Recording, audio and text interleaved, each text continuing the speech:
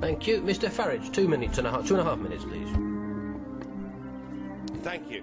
Well, Mr Barosso, I'm always prepared to accept I might be wrong, and I thought the democratic revolution against this Euro lunacy was confined to Northern Europe. But now we see that Slovakia have joined it, and I must say, what a wonderful result that was last night in Slovakia. I'm sure many of you here will agree. And it's produced, I think, the quote of the crisis. Richard Sulik, who led the rebels, said, "I'd rather be a pariah in Brussels than have to feel ashamed before my children who would be deeper in debt." Well, I know how he feels, because I've been somewhat of a pariah here, perhaps for the last 10 years. But he's got it right, because he summed up the detachment between Brussels and the real people of the European Union. And listening to this today, it's almost as if this debate's been going on inside a padded cell that is the European Parliament, as people compete for who can be the most stupid.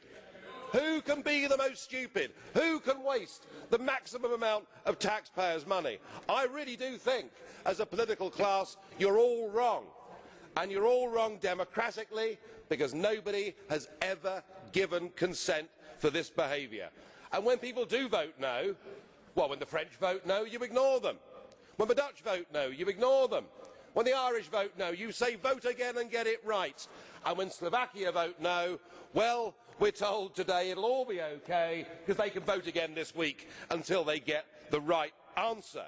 We've got 17 countries trapped inside this economic prison of the Eurozone, and all you can do, Mr Barosso, is stand up and say we need more power.